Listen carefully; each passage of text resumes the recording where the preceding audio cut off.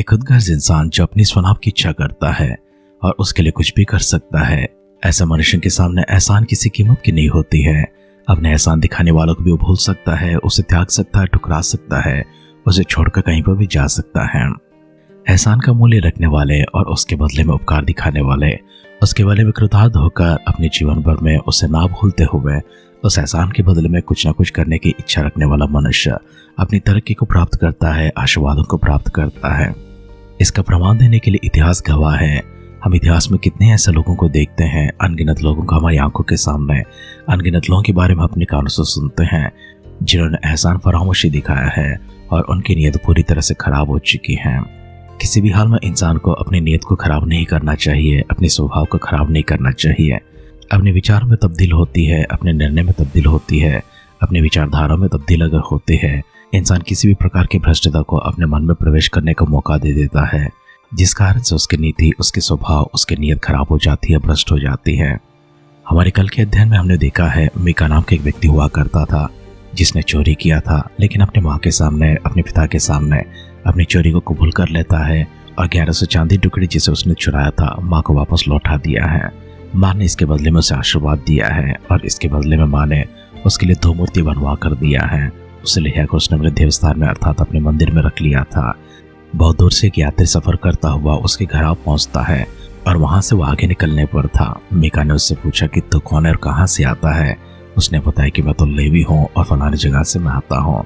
तो जैसे मीका ने जाना कि वो एक लेवी है, एक पुरोहित है, एक याजक है, तो मीका ने उससे कहा, मेरे घर पर रह, मेरे पिता के समान रह, मेरे लिए पुरोहित ठहर और यहीं पर तो रह जा। मैं तुझे साल भर का वेतन दूंगा, भोजन दूंगा और वस्त्र भी दिया करूंगा। इस बात पर वह लेवी सहमत हो जाता है और मीका के पास रहने के लिए प्रसन्न होता है। हमारे आज के अध्ययन में देखते हैं, यही लेवी जिसने उपकार को प्राप्त किया था, एहसान को प्राप्त किया था, आज मीका को छोड़कर किसी और के संग चले जाने के लिए सिद्ध होता है। अपने स्वलाभ के लिए वो एहसान को भूलने के लिए भी सिद्ध होता है। हमारे ध्यान में आगे बढ़ने से पहले, वचनों को गौर करने से पहले अपने आप को परमेश्वर के हाथों में लेकर चलते हैं। खुदा से भी मिलकर प्रार्थना करेंगे। हम भी अगर किसी प्रकार की एहसान फरामोशी किसी के विरोध में दिखाते हैं, और चाहे कोई भी व्यक्ति क्यों ना हो या फिर परमेश्वर के विरोध भी क्यों ना हो, परमेश्वर ने हम पर जो उपकार किए हैं उन्हें भूलकर, कृतार्थ होना भूलकर हम उनसे अगर दूर हो गए हैं, तो आज परमेश्वर के पास वापस लौटते हैं। हम मिलकर परमेश्वर से दुआ करेंगे कि प्रभु, हमसे गलती हो चुकी है, हमसे गुनाह हो चुकी है, अपराध हो चुकी है, हमें क्षमा कर दीजिए। हमारे इस अपराध के बदले में दंड हम पर ना लाते हुए अपनी करुणा, अपने दया प्रभु हम पर लेकर आइए। मीका ने जैसे पश्चाताप किया था, हम भी पश्चाताप करते हैं। मीका ने जैसा अपनी गलती को कबूल लिया था, हम भी अपनी गलती को कबूल लेते हैं। पिता, हमें क्षमा कर दीजिए और हमें प्रभु जी फिर से एक बार अपनी राह पर खड़ा कर दीजिए। ऐ पिता के पास जाकर हम इस प्रकार से मिलकर दुआ करते हैं। अपनी आंखों को बंद करेंगे, सिरों को झुकाएंगे, मिलकर प्रार्थना करेंगे। अनुग्रह दिखाते हुए, दया दिखाते हुए, प्रेम के साथ परमेश्वर हमारे संग रहने वाले हमारे स्वर्गीय पिता, आपकी स्तुति करते हैं, आपकी आराधना करते हैं, आपकी गौरव प्रशंसा महिमा करते हैं, आभार आपकी प्रकट करते हैं। धन्यवाद प्रभु जी, आपको प्रकट करते हैं। पिता परमेश्वर, आपने हम पर किए उपकारों के लिए धन्यवाद करते हैं, भलाई के लिए धन्यवाद करते हैं। हमारे जीवन में परमेश्वर आपने जितने भी अद्भुत कार्य किए हैं उन सबों के लिए शुक्रिया अदा करते हैं। आज का प्रभु जी सुंदर से समय आपने फिर से एक बार हम सबको प्रदान किया, इसके लिए आपको धन्यवाद करते हैं। आपकी गौरव के लिए, आपकी महिमा के लिए, आपकी स्तुति प्रशंसा आराधना करते हुए आपकी उपासना में आगे बढ़ने के लिए हम सबको फिर से एक बार प्रभु जी नए मन से भरने के लिए प्रार्थना करते हैं। गुनाहों को, पापों को, प्रभु जी अपराधों को क्षमा करने के लिए दुआ करते हैं। पवित्र आत्मा की सामर्थ से भर दीजिए, अभिषेक से भर दीजिए, अपनी शक्ति से भरने के लिए दुआ करते हैं। आपके वचन का अगुवाई में प्रभु जी हमें चलाते रहिए, हमसे बातें करते रहिए। हमारे सारे परिजनों को आपकी दृष्टि में लेकर आते हैं। व्यक्तिगत तौर से पिता परमेश्वर एक जन को छूने के लिए शारीरिक रूप से, मानसिक रूप से, पारिवारिक रूप से, आर्थिक रूप से, आध्यात्मिक रूप से, सामाजिक रूप से पिता परमेश्वर सारे बंधनों को तोड़ते हुए, आज़ाद करते हुए, स्वतंत्र करते हुए उन सबको प्रभु जी उन्नति की ओर लेकर जाने के लिए प्रार्थना करते हैं। उनकी हर एक आवश्यकता पूरी करने के लिए प्रभु जी आपसे नम्र निवेदन करते हैं। उनकी सारी चिंताओं को मिटाकर चैन भरी, विश्राम भरी जीवन प्रदान करने के लिए आपसे प्रार्थना करते हैं। आगे के सब रोज वचन के माध्यम से बातें कीजिए, आत्मा का अभिषेक में हमें चलाते रहिए। प्रार्थना सुनकर परमेश्वर अपने उत्तर के लिए धन्यवाद करते हुए हमारे उद्धारकर्ता हमारे प्रभु यीशु मसीह के नाम से इस प्रार्थना को मांगते हैं। सुन और कबूल कर पिता। आमेन, आमेन, आमेन। आध्यात्मिक जीवन की दैनिक खुराक सुन रहे हमारे सारे प्रिय श्रोताओं को, परमेश्वर के भक्त गणों को प्रभु यीशु मसीह के नाम में प्यार भरा जय मसीह की सुप्रभातम और शुभोदय कहते हुए हम सबका मनपसंद ध्यान केंद्र आध्यात्मिक जीवन की दैनिक खुराक में और इस नए दिन में आप सबका स्वागत करते हैं। हमारी अध्ययन न्यायों ग्रंथ 18वां अध्याय में चल रही है। अब उसको पहला वचन से पढ़ते हुए हमारे ध्यान को आगे बढ़ाएंगे। उन दिनों में इस्राएलियों को कोई राजा ना था और उन्हीं दिनों में दानियों के गोत्र के लोग रहने के लिए कोई भाग ढूंढ रहे थे, क्योंकि इस्राएली गोत्र के बीच उनका भाग उस समय तक ना मिला था।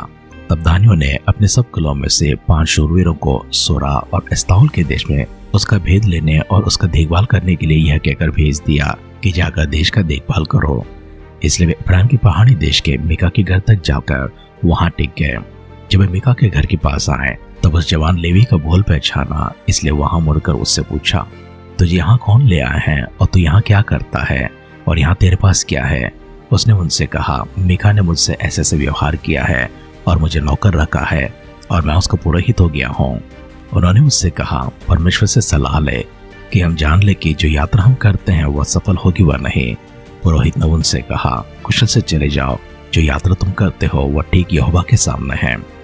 तब वे 5 मनुष्य वहां से निकले और लैश को जाकर वहां के लोगों को देखा कि सिदोनी की नाई निडर बेखटके और शांति से रहते हैं और इस देश का कोई अधिकारी नहीं है जो उनको किसी काम में रोके, और ये सिदोनी से दूर रहते हैं और दूसरे मनुष्यों से कुछ व्यवहार नहीं रखते।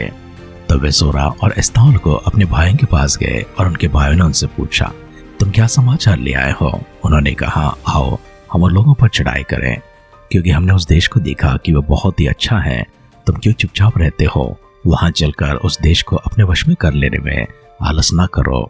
वहां पहुंचकर तुम निडर रहते हुए लोगों को और लंबा चौड़ा देश पाओगे, और परमेश्वर ने उसे तुम्हारे हाथ में दे दिया है। वह ऐसा स्थान है जिसमें पृथ्वी भर के किसी पदार्थ की घटी नहीं है। तो वहां से अर्थात सोरा और एस्ताओल से दानियों के कुल में 600 पुरुष ने युद्ध के हथियार बांधकर प्रस्थान किया। उन्होंने जाकर यहूदा देश के किर्यातीर नगर में डेरे खड़े किए। इस कारण उस स्थान का नाम महानदेन आज तक पड़ा है। वह तो किर्यातीर के पश्चिम की ओर है। वहां से वे आगे बढ़कर इब्राहिम के पहाड़ी देश में मीका के घर के पास आए। तब जब 5 मनुष्य लेश के देश का भेद लेने गए थे, वे अपने भाइयों से कहने लगे, क्या तुम जानते हो इन घरों में एक एपोद, कहीं के गृह देवता, एक खुदी हुई और एक डली हुई मूरत है। इसलिए अब सोचो कि क्या करना चाहिए। वे इधर मुड़कर उस जवान लेवी के घर गए जो मीका का घर था और उसका कुशलक्षेम पूछा। और वे 600 दानी पुरुष फाटक में हथियार बांधे हुए खड़े थे। और जो 5 मनुष्य देश का भेद लेने गए थे, उन्होंने वहां घुसकर उस खुदी हुई मूरत और एपोद और गृह देवताओं को और डली हुई मूर्तों को ले लिया। और वह पुरोहित फाटक में उन हथियार बांधे हुए 600 पुरुषों के संग खड़ा था। जब वे 5 मनुष्य मीका के घर में घुसकर खुदी हुई मूरत, एपोद, गृह देवता और डली हुई मूरत को ले लिए थे, तो पुरोहित ने उनसे पूछा, ये तुम क्या करते हो? उन्होंने उससे कहा, चुप रह, अपने मुंह को हाथ से बंद कर और हम लोगों के संग चलकर हमारे लिए पिता और पुरोहित बन। तेरे लिए क्या अच्छा है, यह कि एक मनुष्य के घराने के पुरोहित हो, वह यह कि इस्राएल के एक गोत्र और कुल का पुरोहित हो। तब पुरोहित प्रसन्न हुआ, सो वह एपोद, गृह देवता और खुदी मूरत को लेकर उन लोगों के संग चला गया। तब वे बूढ़े और बाल बच्चों, पशुओं और सामान को अपने आगे करके चल दिए। जब वे मीका के घर से दूर निकल गए थे, तब जो मनुष्य मीका के घर के पास वाले घरों में रहते थे, उन्होंने इकट्ठे होकर दानियों को जा मिला और दानियों को पुकारा। तब उन्होंने मुंह फेर कर मीका से कहा, तुझे क्या हुआ कि तू इतना बड़ा दल लिए आता है? उसने कहा, तुम तो मेरे बताए हुए देवताओं और पुरोहित को लेकर चले हो, फिर मेरे पास क्या रह गया है? तो तुम मुझसे क्यों पूछते हो कि तुझे क्या हुआ है? दानियों ने उससे कहा, तेरा बोल हम लोगों में सुनाई ना दे, कहीं ऐसा ना हो कि क्रोधी जन तुम लोगों पर प्रहार करे और तू अपना और अपने घर के लोगों का भी प्राण खो दे। तब दानियों ने अपना मार्ग लिया और मीका यह देखकर कि वे मुझसे अधिक बलवंत है, फिर के अपने घर को लौट गया। और वे मीका के बनाए हुए पदार्थों और उसके पुरोहित को साथ लेके लेश के पास आए, जिसके लोग शांति से और बिना खटके रहते थे, और उन्होंने उनको तलवार से मार डाला और नगर को आग लगाकर फूंक दिया। और कोई बचाने वाला ना था, क्योंकि वह सीदोन से दूर था और वे और मनुष्य से कुछ व्यवहार ना रखते थे, और वह बेतरहो की तराई में था। तब उन्होंने नगर को दृढ़ किया और उसमें रहने लगे। और उन्होंने उस नगर का नाम इसराइल के एक पुत्र अपने मूल पुरुष दान के नाम पर दान रखा। परंतु पहले तो उस नगर का नाम लैश था। तब दानियों ने उस खुदी हुई मूरत को खड़ा कर दिया। और देश की बंधुआई के समय वह योनातान, जो गिरशम का पुत्र और मूसा का पोता था, वह और उसके वंश के लोग दान के गोत्र के पुरोहित बने रहे। और जब तक परमेश्वर का भवन शिलो में बना रहा तब तक वे मीका की खुदाई में मूर्तों को स्थापित किए रहे। न्याय का ग्रंथ 18 अध्याय का पहला वचन से लेकर 18 वचन तक हमने पढ़कर सुना है। हम यहाँ पर मीका नाम के व्यक्ति को देखे हैं जिसने एक परदेसी को, एक जवान लेवी को अपने घर पर और पिता की जगह दिया था, जिस कारण से मीका सोचता था कि परमेश्वर की अनुग्रह मुझ पर होगी क्योंकि मैंने एक लेवी के ऊपर, एक पुरोहित के ऊपर दया को दिखाया है, उस पर उपकार किया है।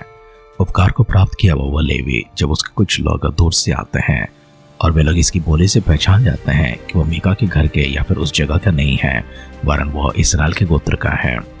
यात्रा करते समय भेद देखने के लिए वह जा रहे थे, लेवी से कहा है यहोवा के पास जाकर उससे पूछताछ कर कि हम जिस यात्रा में जा रहे हैं वो सफल होगा कि नहीं। लेवी ने कहा कुशल से जाओ, तुम सफल हो जाओगे, परमेश्वर तुम्हारे साथ रहेगा। वे भेद देखने के लिए गए हैं, वापस लौट आए हैं। दान के गोत्र के कुछ 600 शूरवीर हथियार बंधे हुए उस जगह तक पहुंचते हैं जिस जगह पर मीका का घर है, वो लेवी का घर है। और जब 5 लोग इससे पहले इससे मिलने के लिए आए थे, उन्होंने उन लोगों से बताया था क्या तुम जानते हो कि यहाँ पर क्या क्या है। तो सब कुछ बताकर उस घर में जितने भी पदार्थ है उन सबों को लेकर, और लेवी से भी कहता है तेरे लिए क्या उचित है, एक व्यक्ति के ऊपर पुरोहित ठहरना या फिर इस्राएल के गोत्र के ऊपर पुरोहित ठहरना। लेवी इस बात से प्रसन्न हो जाता है और अपने उपकार किए हुए मीका को भूलकर उसे छोड़कर चला जाता है। मीका ने जब देखा कि हथियार बंदे लोगों के सामने वो कमजोर पड़ जाता है, इसलिए वो चुपचाप रह गया है। सवाल पूछने पर भी मीका ने उससे पूछा मेरा सब कुछ लेकर तुम चले जाते हो और उल्टा मुझसे पूछते कि तुम यहाँ पर क्या कर रहे हो। उनके दबाव में आकर उनके बल के सामने मीका खामोश रह गया है। लेवी उन सारे पदार्थों को लेकर उन 6 लोगों के साथ में चला जाता है और लेश नाम जगह में जाकर वहां पर बस जाते हैं। वहां पर दान के गोत्र के एक बेटे के नाम से अर्थात उस जगह का नाम बदलकर दान दिया है। जब तक परमेश्वर का मंदिर शिलो में बना रहा था तब तक वे सब खुदी हुई मूर्तें सब कुछ वहीं पर थे। आगे क्या होता है, परमेश्वर किस प्रकार से अपनी प्रतिक्रिया को दिखाते हैं। मूर्तें परमेश्वर की इच्छा में नहीं है, मूर्तें परमेश्वर की आज्ञा के विरोध में है। 10 आज्ञाओं में सबसे पहली आज्ञा के विरोध में है मूर्तें। तो आइए हमारे ध्यान को यहाँ पर समाप्त करते समय एक और बार परमेश्वर के सामने अपने आप को समर्पण करते हैं। क्या मीका की तरह उपकार दिखाने वाले मनुष्य हैं या फिर लेवी की तरह उपकार को भूलकर अपने स्वलाभ में आगे बढ़ने वाले हैं। अपने आप को जांचेंगे, परखेंगे, परमेश्वर से मिलकर प्रार्थना करेंगे। सर्वशक्तिमान पिता परमेश्वर, आपके वचनों के लिए आपको धन्यवाद करते हैं, आपके उपदेशों के लिए आपको धन्यवाद करते हैं। लेवी के समान ना बनते हुए परमेश्वर मीका के समान प्रभु जी गलतियों को स्वीकार कर पश्चाताप करके वापस प्रभु जी हमारे गुनाहों को प्रभु क्षमा मांगने के लिए परमेश्वर अपने माता पिता के हो, अपने भाई बहनों के हो, अपने मित्रों के हो, पड़ोसियों के प्रभु जी या फिर आपके विरोध में हो, जो कुछ भी करते हैं परमेश्वर उसके बदले पश्चाताप करने का मन हमें प्रदान कर दीजिए। एहसान फरामोशी का मन प्रभु जी हमसे दूर करने के लिए दुआ करते हैं।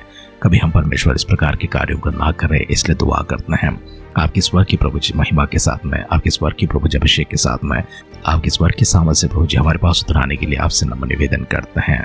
अपने आप को, अपने परिवारों को प्रभु जी, अपने सारे परिजनों को फिर से एक बार आपकी दृष्टि में लेकर आते हैं। हमारे संग रहिए प्रभु जी, हमें दृढ़ करते रहिए, हमसे बातें करते रहिए, आगे प्रभु जी फिर से एक बार आपकी राह में खड़ा करते रहिए। प्रभु यीशु मसीह के बादलों के आगमन विलंब होते ही फिर से एक बार कल सुबह मिलकर स्तुति आराधना करने के लिए हम सबको जीवितों की संख्या में संभाले रखने के लिए दुआ करते हैं। अगर ऐसा ना हो तो प्रभु यीशु मसीह के बादलों के आगमन में हम सबको शामिल करने के लिए प्रार्थना करते हैं। हमारी दुआ परमेश्वर अपने सुनकर देवताओं के लिए धन्यवाद करते हुए हमारे उद्धारकर्ता हमारे प्रभु यीशु मसीह के नाम से इस प्रार्थना को मांगते हैं। सुन और कबूल कर पिता, आमेन, आमेन, आमेन। हालात कितनी विपरीत भी क्यों ना हो और हालात कितनी बुरी भी क्यों ना हो, प्रलय की नाई कष्ट बाड़ा तोड़कर हमारे ऊपर आ पड़े या फिर चट्टान की तरह हमारे ऊपर आकर टूट पड़े, तो भी हम अपनी नियत को ना बदले, हम नियत में कोई खराबी को ना लेकर आए, हम नियत में भ्रष्ट ना हो जाए, अपने स्वभाव में भ्रष्ट ना हो जाए, अपनी नीति में गिर ना जाए।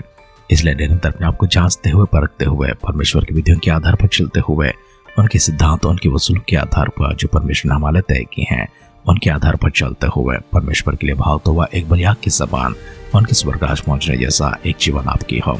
हमारी सी दुआ कामना के साथ में आज के ध्यान के समाप्त करते हैं। आप सुनते रहिए, सुनाते रहिए आध्यात्मिक जीवन की दैनिक खुराक। कल फिर मिलेंगे। अपना ख्याल रखिए, अपनों का ख्याल रखिए, दूसरों का भी ख्याल रखिए। God bless you.